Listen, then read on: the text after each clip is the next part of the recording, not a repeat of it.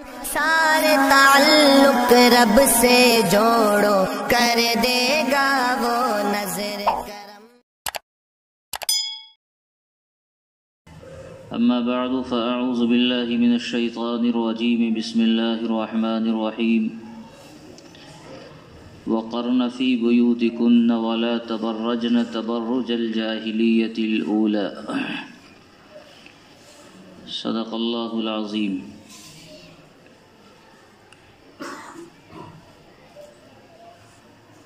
اس وقت ہمارے ملک میں ایک نامعقول بحث چھڑی ہوئی ہے حجاب اور پردے سے متعلق، اور ملک کے سارے مسائل کو پیچھے کر کے اس مسئلے پر گرما گرم بحث کا دور جاری ہے۔ پردہ چونکہ ایک مذہبی حکم ہے اور شرعی حکم ہے، یہ حکم ہر مذہب کے ماننے والوں کی شریعت میں موجود ہے، اور خاص طور سے ہماری جو شریعت ہے، شریعت محمدیہ، اس میں بھی تاکید کے ساتھ اللہ رب العزت نے ہمیں پردے کا حکم دیا ہے۔ تو تقاضا تو یہ تھا کہ اس حکم کا احترام ملک کے تمام باشندے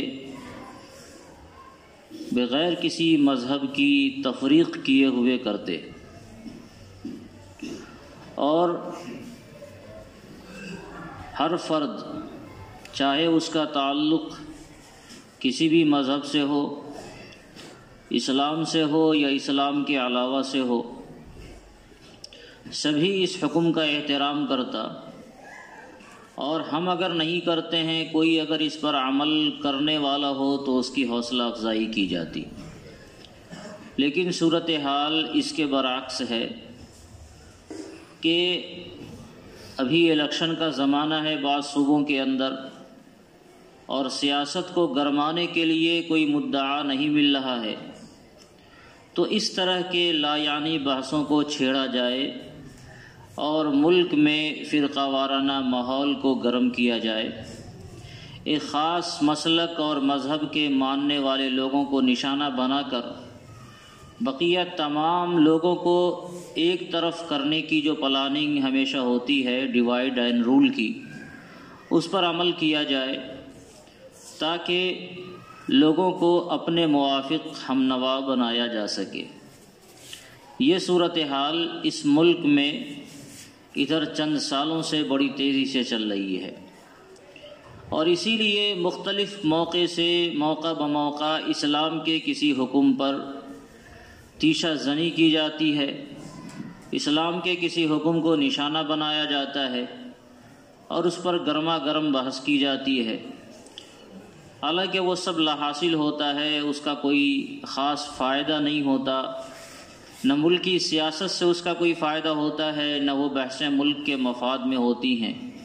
ایک خاص وقت تک اس بحث کو گرم رکھا جاتا ہے، پھر اس کے بعد دوسرا موضوع لایا جاتا ہے، پھر اس کے بعد تیسرا موضوع لایا جاتا ہے۔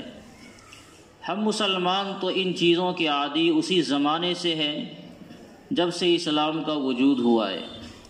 جب سے اسلام آیا اسی وقت سے اسلام کے احکام پر لوگوں نے کیچڑ اچھالنے شروع کیے، لیکن ایک طرف دنیا والوں کے اعتراضات تھے، دنیا والوں کی طرف سے مختلف احکام پر مختلف باتوں کو لے کر آواز اٹھانے کا ایک رویہ تھا، اور دوسری طرف قرآن کریم کا ایک اعلان تھا جو قرآن نے واضح انداز میں 2-3 مقام پر کہا، یریدون لیطفئوا نور اللہ بافواہہم واللہ متم نورہ۔ نور خدا ہے کفر کی حرکت پہ خندہ زن، پھونکوں سے یہ چراغ بجھایا نہ جائے گا۔ اللہ رب العزت نے وضاحت کے ساتھ یہ اعلان فرما دیا کہ اللہ تعالیٰ کو اپنے دین کو مکمل کر کے رہنا ہے، اور دنیا کی کوششیں یہ ہوں گی کہ اپنے پھونک سے گویا سورج کی روشنی کو بجھاویں، اور جس طرح اپنے پھونک سے سورج کی روشنی کو بجھانا ممکن نہیں ہے، ساری دنیا مل کر قیامت تک آسمان کی طرف منہ اٹھا کر پھونکتی رہ جائے تو اس سے سورج کی روشنی پر ذرہ برابر بھی حرف آنے والا نہیں ہے۔ اسلام کا سورج بھی ایسا ہی ہے، بلکہ اس سے زیادہ روشن ہے۔ پوری دنیا کی ساری طاقتیں اسلام پر کیچڑ اچھالنا شروع کر دیں اور کوئی فرد بشر ایسا نہ ہو جو اسلام پر کیچڑ اچھالنے سے باز آ جائے، تو ان ساری ہواؤں کا اثر اتنا ہی ہوگا جتنا اثر آسمان کی طرف پھونکنے سے سورج پر ہوتا ہے۔ اسلام اپنے آپ میں ایک مکمل دین ہے، اور اسلام ساری کائنات کے لیے، پورے عالم کے لیے، انسانیت کے ایک ایک فرد کے لیے اتارا گیا، اور اسلام کی حفاظت اللہ رب العزت نے خود اپنے ذمے لیا۔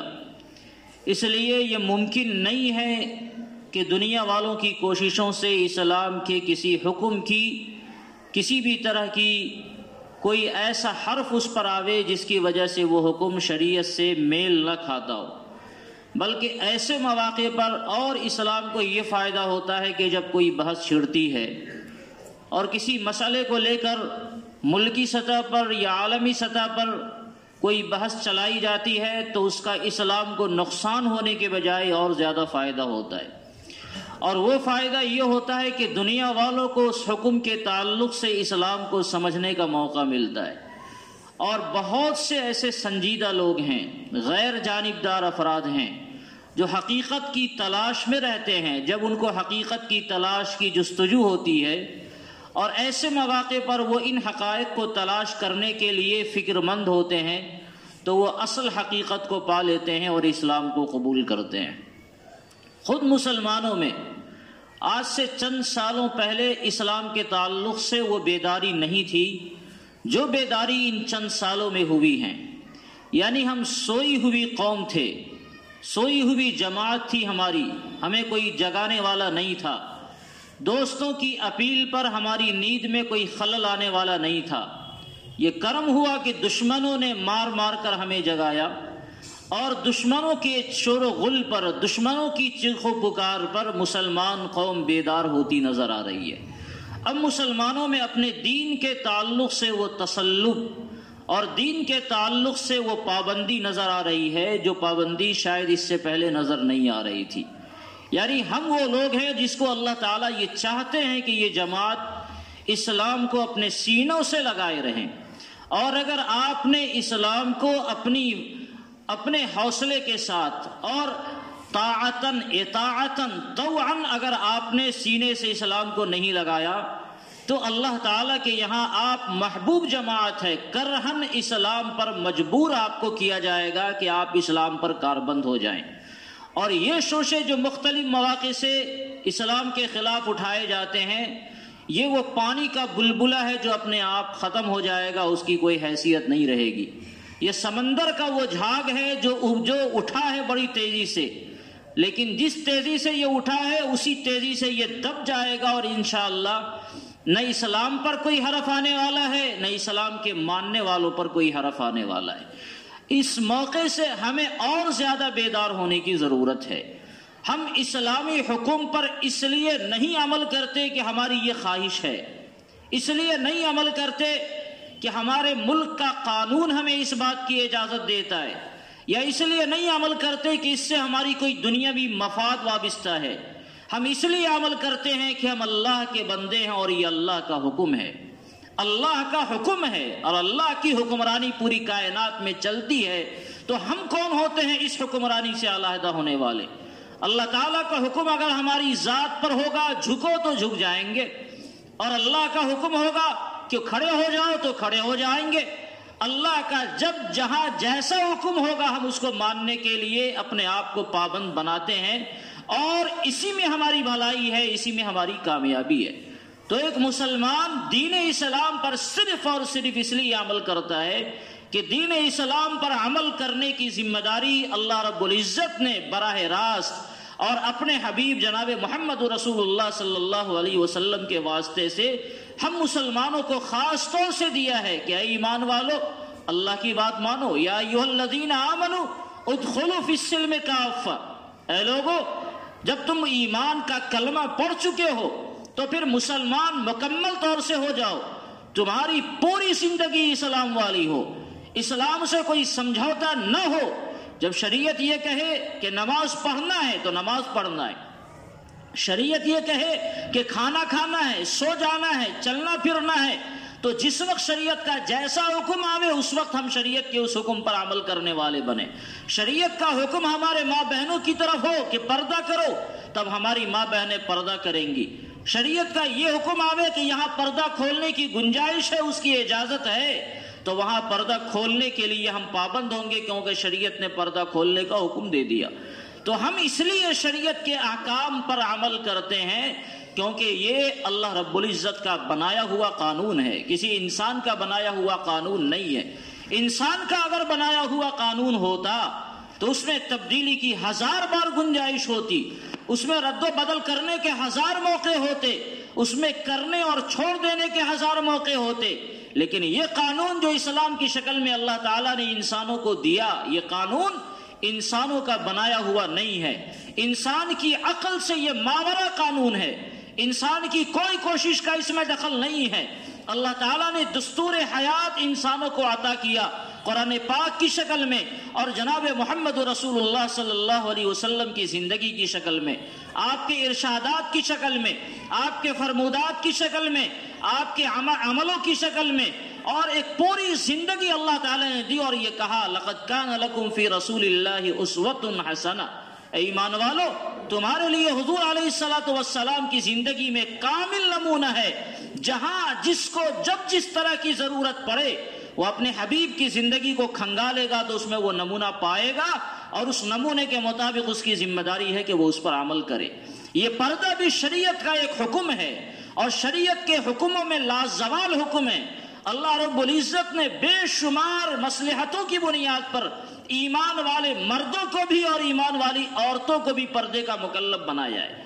پردہ صرف عورت کے لیے نہیں ہے، مردوں کے لیے بھی شریعت نے پردہ کہا۔ آخر آپ مسجد میں تشریف لائے یا یوں ہی آپ بازاروں میں جاتے ہیں تو کیوں نہیں مادر صاحب ننگا ہو کر آپ ٹہلتے ہیں؟ کیوں بدن پر کپڑا پہنے ہوئے ہوتے ہیں؟ اس لیے کہ شریعت نے یہ حکم دیا۔ یہ حکم انسانی مزاج کے مطابق ہے۔ انسان چاہے وہ مرد ہو یا عورت ہو، اس کی فطرت یہ چاہ رہی ہے کہ وہ پردہ کرے۔ جو آدمی پردہ نہیں کرتا اور اپنے کپڑوں سے آزاد ہو جاتا ہے، انسانی معاشرے میں اسے شریف انسان نہیں سمجھا جاتا۔ لوگ سمجھتے ہیں کہ یہ بندہ پاگل ہو گیا ہے، یہ بندہ نفس کا غلام ہو گیا، یہ بندہ شیطان کا غلام ہو گیا۔ اور ایسے لوگوں کو جو لوگ پردے کے قائل نہیں ہیں، حجاب کے قائل نہیں ہیں، ستر پوشی کے قائل نہیں ہیں، ایسے لوگوں کو انسانیت اچھی نگاہوں سے نہیں دیکھتی ہے۔ مردوں کے لیے بھی شریعت نے حکم دیا۔ یہ اور بات ہے کہ مردوں کے حدود اللہ نے الگ رکھے، عورتوں کے حدود اللہ نے الگ رکھے۔ عورتیں کے حدود کو عورتوں کے تقاضے کے مطابق بنایا گیا کہ عورتوں کو اتنا پردہ کرنا ضروری ہے۔ اگر عورت عورت ہو تو عورت عورت کے سامنے اتنا پردہ کرے، عورت اپنے باپ اور بیٹے کے سامنے ہو تو اتنا پردہ کرے، عورت اپنے بھائی بہن کے سامنے ہو، رشتہ داروں کے سامنے ہو تو اتنا پردہ کرے، اور اگر اجنبیوں کے سامنے ہو تو اتنا پردہ کرے، ضرورت ہو تو اتنا کھولے، اس سے زیادہ نہیں کھول سکتی۔ تو یہ پردے کے احکام کی تفصیلات شریعت نے بتائی، کہاں کب کتنے پردے سے اس کی عفت کی حفاظت ہو سکتی ہے اور اس کی عصمت پر کوئی داغ نہیں آ سکتا ہے، شریعت نے اتنا حکم اسے بھی دیا۔ اور مرد کے لیے جتنا ضروری تھا اتنا حکم شریعت نے مرد کے لیے بھی دیا۔ جب قرآن کریم نے سورہ نور میں جہاں عفت اور عصمت کے احکامات بیان کیے گئے اور اس وقت پردے کا حکم بیان کیا گیا تو عورتوں سے پہلے اللہ تعالیٰ نے مردوں کو خطاب کیا، قُل لِّلْمُؤْمِنِينَ يَغُضُّوا مِنْ أَبْصَارِهِمْ، اے رسول آپ ایمان والے مردوں سے کہیے کہ وہ اپنی نگاہوں کو نیچی رکھیں، نگاہ کا پردہ کریں۔ جب نگاہ بہکے گی تو نگاہ شیطان کے تیروں میں سے ایک تیر ہے، جب یہ بہکتی ہے تو آدمی زخم خوردہ ہو جاتا ہے۔ اس لیے پہلے مردوں کو یہ حکم دیا کہ اپنی نگاہوں کی بھی حفاظت کریں اور اپنی شرمگاہوں کی بھی حفاظت کریں۔ پھر اس کے بعد اللہ تعالیٰ نے عورتوں کو یہ حکم دیا کہ عورتیں بھی اپنی نگاہوں کی حفاظت کریں، اور پھر ایسا کریں ایسا کریں، کئی احکامات ہیں جن کی تفصیلات اللہ تعالیٰ نے 18वें پارے کے اندر بیان کی ہیں. اور اس لیے پردے کا حکم دیا گیا تاکہ معاشرہ بے حیائی کی آماجگاہ نہ بنے، معاشرے میں بے حیائی نہ ہو، معاشرہ زنا کا اڈا نہ بنے، معاشرے میں فحاشی نہیں آوے. جس قوم اور جماعت کے اندر پردہ نہیں ہوتا وہاں بے حیائی ہوتی ہے، جس قوم اور جماعت کے اندر پردہ نہیں ہوتا وہاں زنا کا رواج ہوتا ہے. آپ زنا کو قانونی شکل دے دیں، اس سے اس کی برائی ختم نہیں ہو جا سکتی. دنیا کی جن قوموں نے یا دنیا کے جن ملکوں نے پردے کو عار مانا اور یہ مانا کہ پردہ کوئی چیز نہیں ہے، انسانی حقوق کی یہ خلاف ورزی ہے، ان قوموں میں جا کر دیکھیں کہ لوگوں کے کی ماں کا تو پتہ ہے کہ اس بچے کی ماں یہ ہے، ظاہر ہے کہ بچہ ماں کے پیٹ سے جنے گا، لیکن اس کے باپ کا پتہ نہیں کہ اس کا باپ کون ہے. اس عورت سے، اس خاتون سے دسیوں لوگوں نے منہ کالا کیا. اب یہ بچہ کس کا ہے یہ کون بتائے گا؟ آپ کہیں گے مشینیں بتاتی ہے، یہ سب ڈھکوسلے کی بات ہے. ایک عورت کی عصمت کو آپ نے ایسا داغدار کیا کہ وہ کھلونا ہو گئی. آج اس کے بستر کو رنگین کر رہی ہے، کل اس کے ساتھ رنگ رلیاں منا رہی ہے، پرسوں اس کے ساتھ وہ کام کر رہی ہے. اور جب اس کو واقعی سہارا کی ضرورت پڑے گی تو کہا جائے گا جاؤ دکانوں میں کسی سیلس مین کی جگہ کام کرو، ہوٹلوں میں برتنیں مانجو، کھانے والوں کو کھانا بنا کے دو، اسے کھانا پہنچا کے دو، اس لیے کہ اس کا کوئی مرد سہارا نہیں ہوتا ہے. یہ مغربی تہذیب نے یہ تہذیب دی دنیا والوں کو، ورنہ اس مغربی تہذیب کے آنے سے پہلے یہ پردہ جہاں شریعت محمدی کا حکم تھا، ساری شریعتوں کے اندر تمام شریعت کے ماننے والے یہ بتاتے ہیں کہ ان کی شریعت میں، ان کے مذہب میں پردے کا رواج ہے، پردے کے احکامات ہیں، پردے کے مسائل وہاں موجود ہیں، اور ان کے اثرات ان کے ماننے والوں کی زندگیوں پر بھی ہیں. ہندو مذہب جو ہمارے ملک کی بڑی آبادی ہے اور بڑی اکثریت ہے، ان کے یہاں بھی ان کے مذہبی تعلیمات کے اندر پردہ ہے. آپ کو حیرت ہوگی یہ جان کر کہ ان کے مذہب کی جو آئیڈیل خاتون ہے، مولانا خالد سیف اللہ رحمانی صاحب کا اتفاق سے آج کا مضمون چھپا ہے، اس میں اس کا تذکرہ ہے، مطالعہ کرنا چاہیے. انہوں نے لکھا ہے کہ جو ہندو مذہب میں جو آئیڈیل خاتون ہے وہ سیتا جی ہیں. سیتا جی اتنا زیادہ پردہ کرتی تھی کہ جب وہ دشمنوں کے بیچ میں تھی تب بھی اس نے اپنے عصمت کی اور اپنے ناموس کی حفاظت کی. اور جب اس کے دیور لکشمن کو کہا گیا کہ اپنی بھابیج کو تم پہچان لو تو وہ کہتا ہے کہ میں پہچان نہیں سکتا، کیونکہ اگرچہ یہ میرے بھائی شری رام جی کی بیوی ہیں لیکن میں نے کبھی اس کا چہرہ آج تک نہیں دیکھا ہے.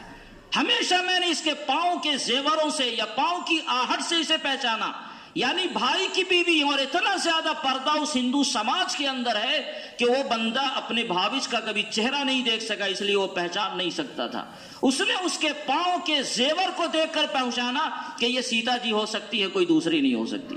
اتنا زیادہ پردے کا رواج. اور آج بھی زمانہ اتنا خراب ہو گیا ہے، اس کے باوجود بھی آج آپ کو ہندو برادریوں میں جو اعلیٰ سماج کے لوگ ہیں، ان سماج کی عورتوں کو آپ دیکھیں گے تو وہ گھونگھٹ تانتی ہے.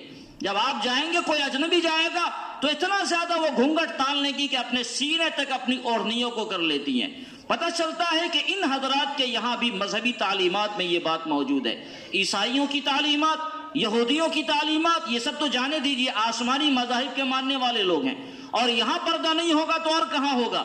میں کہنا چاہ رہا ہوں کہ جن برادریوں کی طرف سے اس کی مخالفت کی جاتی ہے یہ وہ برادریاں ہیں جن کے یہاں خود مذہبی تعلیمات کے اندر پردہ ہیں. لیکن مصیبت کیا ہے؟ مصیبت صرف یہ ہے کہ جو پردہ ہم لگا رہے ہیں ہماری مسلمان بہنیں ہیں، اور اسلام سے آپ کو چڑ ہے. اسلام سے چڑ ہونے کی وجہ سے لوگ پردے کی مخالفت کر رہے ہیں. وہ پردے کی مخالفت نہیں ہے، وہ اسلام کی مخالفت ہوتی ہے. عجیب تماشا ہے اس دنیا کا تماشا بڑا عجیب ہو گیا ہے.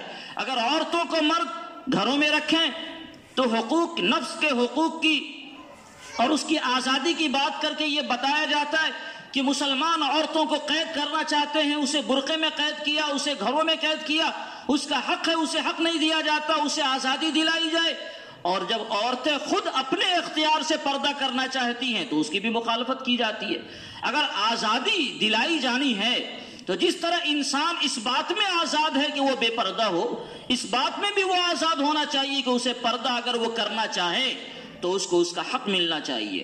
اگر ایک عورت کو اس بات کی آزادی ملتی ہے دنیا کے قانون کے اندر کہ وہ اپنے سارے لباس کو اتار کے رکھ دے، اپنے لباس کو مختصر سے مختصر کر دے، اگر اس کو اس بات کی آزادی ملتی ہے تو وہیں ایک دوسری خاتون کو اس بات کی بھی آزادی ملنی چاہیے کہ اگر وہ اپنے بدن کو ڈھانکنا چاہیں تو اس کو ڈھانکنے کی بھی پوری آزادی ہو۔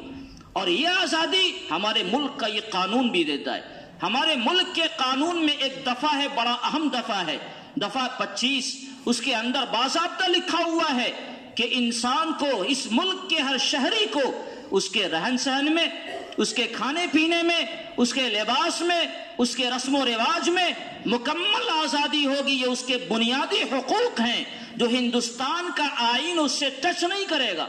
اگر کوئی مرد اس طرح رہنا چاہے اپنے لباس میں، لباس وہ چاہے ہم اس کے بجائے ایسا پہن لیں، اس کو پہننے کی آزادی ہوگی۔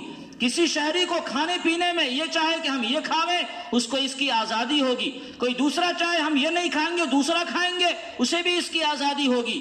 تو لباس کے اندر بھی آزادی ملی ہوئی ہے، کھان پین کے اندر بھی آزادی ملی ہوئی ہے، اور رہنے سہنے کے اندر بھی آزادی ملی ہوئی ہے۔ جو عام رسم و رواج ہوتے ہیں اس میں بھی آزادی ملی ہوئی ہے۔ اس لیے آپ دیکھیں گے زبان کے اندر آزادی ملی ہوئی ہے، تو آپ دیکھیں گے پورے ملک کا سروے کر جائیں، ہمارے یہاں کی زبان الگ ہے، اور یہاں سے 5 کلومیٹر آپ چلے جائیں وہاں کی زبان الگ ہے، اور دونوں اپنی اپنی زبان بولتے ہیں۔ یہ زبان تو ذرا قریب الفہم بھی ہے، تھوڑا سا 10 15 20 100 کلومیٹر دور کا سفر کر جائیے، مشرق سے مغرب کی طرف چلے جائیے تو ملک ایک ہے مگر اس کی زبان آپ نہیں سمجھ پائیں گے۔ ہم لوگ بنگالیوں کی زبان نہیں سمجھ سکتے، ہم لوگ تیلگو زبان نہیں سمجھ سکتے، کرناٹکی زبان ہم لوگ نہیں سمجھ سکتے۔ ایک ملک کے رہنے والے شہریوں کی زبان اتنی مختلف ہو گئی کہ وہ زبان سمجھ میں نہیں آنے والی۔ اور دور کیوں جاتے ہیں، ہماری متھلا کی جو زبان ہے بولی تو سمجھ جائیں گے، اگر کوئی لکھ کر دے دیا جائے پڑھنے کے لیے تو ہم پڑھ نہیں سکتے۔ اس کا مطلب زبانوں کا اتنا تفاوت ہے۔ یہ باغ کے پھول ہیں، مختلف رنگوں کے پھول ایک باغ میں کھلے ہوئے ہیں، اور یہ اس کی خوبصورتی ہے۔ جس طرح زبان کی صورتحال ہے اسی طرح کھانے پینے کی صورتحال ہے۔ کسی آدمی کو فلاں کھانا زیادہ مرغوب ہے، کسی آدمی کو ویج کھانا مرغوب ہے، کسی کو نان ویج زیادہ مرغوب ہوتا ہے، کسی کو سبزی میں فلاں سبزی مرغوب ہے، کسی کو گوشت میں فلاں گوشت مرغوب ہے۔ تو ہمارے ملک کا قانون ہمیں اس بات کی اجازت دیتا ہے کہ آدمی اپنے کھانے پینے میں بھی، اپنے لباس میں بھی، لباس کے تراش و خراش میں بھی، اور اس طرح کے رسم و رواج میں بھی جو اس کی ذات سے، اس کے خاندان سے، اس کی قوم سے متعلق ہیں، اس میں اس کو آزادی ملنی چاہیے۔ 2 آدمیوں کی شادی ہوتی ہے، مسلمانوں کی شادی کا طریقہ الگ ہے، غیر مسلموں کے یہاں شادی کا طریقہ الگ ہے۔ غیر مسلموں کے اندر بھی مختلف قومیں ہیں، ان کے یہاں شادیوں کے الگ الگ طریقے رائج ہیں، اور ہمارے ملک کا قانون سب کو اس کے حقوق دیتا ہے، یہ مانتا ہے کہ یہ بنیادی حق ہے، اس میں اس کو آزادی ہے۔ تو جب ملک کا قانون بھی ایسا ہے، جب مذہبوں کی تعلیمات بھی ایسی ہے، اور جب ہمارے مذہب کی یہ تعلیمات کا ایک حصہ ہے، تو کچھ لوگوں کے پیٹ میں درد کیوں ہوتا ہے؟ درد ہونے کی وجہ صرف یہ ہے، وَلَن تَرْضَىٰ عَنْكَ الْيَهُودُ وَلَا النَّصَارَىٰ حَتَّىٰ تَتَّبِعَ مِلَّتَهُمْ۔ قرآن کریم نے اپنے انداز میں کہا کہ اگر تم ان کی بات مانتے چلے جاؤ گے تو نتیجہ جانتے ہو کیا ہوگا؟ نتیجہ یہ ہوگا کہ یہ تم سے اس وقت تک راضی نہیں ہوں گے جب تک تم اپنے دین و ملت سے دستبردار نہیں ہو جاؤ۔ جب تک تم دین و ملت سے دستبردار نہیں ہو جاؤ اس وقت تک یہ راضی نہیں ہوں گے۔ آج یہ کہتے ہیں حجاب کا معاملہ ٹھیک ہے، ہم نے حجاب اتار دیا، اس کی گارنٹی ہے کہ وہ کل ہو کے کسی دوسرے مسئلے کو نہیں کھڑا کریں گے؟ کوئی گارنٹی نہیں۔ کل مسئلہ آئے گا اذان کا، اس کے بعد مسئلہ آئے گا نماز کا، پھر مسئلہ آئے گا قربانی کا، پھر مسئلہ آئے گا زکوٰۃ کا، پھر مسئلہ آئے گا حج کا، اور یہ مسائل آتے رہتے ہیں۔ تو اس کا مطلب اس کا اسٹاپ کہیں نہیں ہے، ہاں ایک ہی اسٹاپ ہے کہ آپ بھی ان کی ساری بولیاں بولنا شروع کر دیں، ان کے سارے کام کرنا شروع کر دیں، تو وہ آپ سے راضی ہو جائیں گے۔ اور ایک مسلمان سے یہ نہیں ہو سکتا ہے، اپنی جان کا وہ سودا دے سکتا ہے، انشاءاللہ اپنے ایمان کا، اپنے دین کا سودا وہ نہیں دے سکتا ہے۔ ہمیں اپنی جان سے زیادہ ہمارا مذہب عزیز ہے، اپنی جان سے زیادہ ہمارا مذہب ہمیں عزیز ہے۔ یہ وہ نقطہ ہے جسے ہر حال میں یاد رکھنا چاہیے۔ اور جس طرح ہماری ایک بہن نے حوصلہ دکھا کر ظالموں اور بھیڑیوں کی بھیڑ کے اندر باضابطہ جا کر یہ حوصلہ دکھلایا کہ تمہارے بھونکنے اور چلانے سے کچھ ہونے والا نہیں ہے، اس حجاب سے ہم دستبردار ہونے والے نہیں ہیں، یہ حوصلہ ہندوستان کے ایک ایک مسلمان کو، ایک ایک مرد کو اور ایک ایک عورت کو دکھلانا چاہیے۔ جب اس بھیڑ کو یہ آزادی حاصل ہے کہ وہ اپنے مذہبی نعرے لگا سکتا ہے اور ایک عورت کے خلاف اس طرح بھیڑیوں کی طرح بھوک سکتا ہے، تو ایک خاتون، مسلمان خاتون ہے جس نے مسلمان کے گھر میں پلا بڑھا کیا ہے، اس کو اللہ اکبر کے نعرہ لگانے کی آزادی آپ نہیں دیں گے؟ یہ کون سا انصاف ہوتا ہے؟ یہ کہاں کا انصاف ہے؟ ایک طرف پوری بھیڑ مختلف نعرے لگا رہی ہے اور اپنے مذہبی سلوگن بول رہی ہے، تو اس کو اس کی آزادی ہے، اور ایک بیچاری خاتون جب ڈر رہی ہے دشمنوں سے تو اپنے رب کو پکارتی ہے کہ جو ساری طاقتوں کا مالک ہے، جو سب سے زیادہ طاقتور ہے، جو سب سے بڑا ہے، یا اللہ یہ بھیڑ کوئی مسئلہ نہیں ہمارے لیے، کیونکہ آپ کی طاقت سب سے زیادہ بڑی ہے۔ ایسے موقع سے اگر کوئی خاتون اپنے رب کا نام لیتی ہے تو دنیا یہ کہتی ہے کہ او دیکھو مسلکی منافرت ہے، یہ منافرت کے نعرے ہیں، یہ نفرت کے نعرے ہیں، یہ بھید بھاؤ کے نعرے ہیں، یعنی ہم بھی وہ نعرہ لگا لیں جو نعرہ آپ لگا رہے تو بڑا اچھا، اور ہم نے اس نعرے کو نہیں لگایا، ہم نے وہ لگایا جو ہمیں بچپنوں سے سکھلایا گیا تو یہ بڑا خراب ہو گیا۔ یہ چیز دنیا والوں کو بھی سمجھنے کی ضرورت ہے اور ایک مسلمان کو بھی سمجھنے کی ضرورت ہے۔ ایک مسلمان کو مسلمان ہونے کی حیثیت سے اس کی جان سے زیادہ عزیز اس کا دین ہونا چاہیے، اس کے سامنے اللہ رسول کا حکم سب سے زیادہ عزیز ہونا چاہیے۔ اللہ رسول کا حکم ہے، پھر ہمیں کسی اور کی طرف جھانکنے اور تاکنے کی ضرورت نہیں۔